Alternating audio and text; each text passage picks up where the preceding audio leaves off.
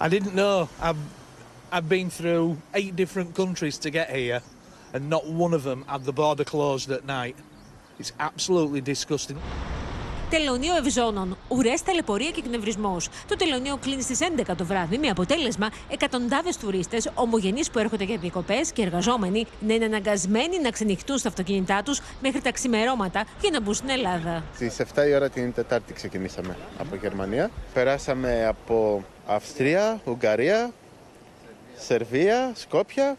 Καταλήξαμε εδώ, αργήσαμε λίγο για τα σύνορα μας και περιμένουμε. Όσο και αν ακούγεται απίστευτο την ώρα που η Ελλάδα δίνει τη μάχη για τον τουρισμό, το τελωνείο των Ευζώνων, μία από τις βασικές πύλες της χώρας, λειτουργεί με ωράριο και παραμένει κλειστό από τις 11 το βράδυ μέχρι τις 7 το πρωί, αποτρέποντας κάποιους για να έρθουν, αλλά και κάνοντας κάποιους άλλους που ήρθαν να το μετανιώνουν. Δεν μας αφήσανε και κοιμηθήκαμε εδώ μέσα. Και πιο πολύ φοβόμαστε το τεστ που έχουμε κάνει για το COVID, να μην λύγει, να μην τελειώνει σήμερα.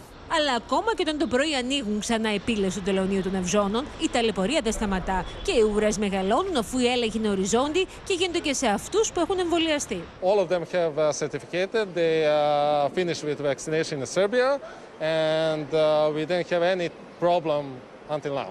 Στο τελωνείο των Ευζώνων οι έλεγχοι δεν εξαιρούν ακόμη και τους εμβολιασμένους, με αποτέλεσμα να δημιουργούνται καθυστερήσεις και ουρές, αλλά και ακυρώσεις, όπως λένε οι επιχειρηματίες του τουρισμού. Η χώρα δυσφημίζεται ιδιαίτερα το τελευταίο διάστημα λόγω κυρίως της μικρής και όχι τόσο καλής οργάνωσης που έχουμε. Εδώ στο συνοριακό σταθμό του Προμαχώνα υπάρχουν μόλις 3 γραμμές εισόδου ΙΤΑΧ αυτοκινήτων προς την Ελλάδα. Το γεγονός αυτό, σε συνδυασμό με τους λεπτομερείς ελέγχους που γίνονται στα ντοκουμέντα του COVID, συντελεί ώστε να έχουμε ουρές χιλιόμετρων.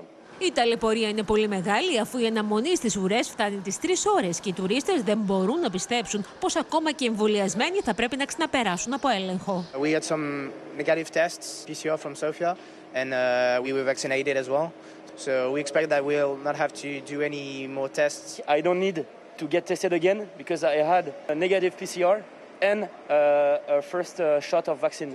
Οι επιχειρηματίες του τουρισμού κρούν τον κόδωνα του κινδύνου και προειδοποιούν ότι αν η κατάσταση δεν βελτιωθεί στις οδικές πύλες εισόδου, το στοίχημα του τουρισμού θα είναι πολύ δύσκολο να κερδιθεί, τουλάχιστον όσον αφορά τη Βόρεια Ελλάδα.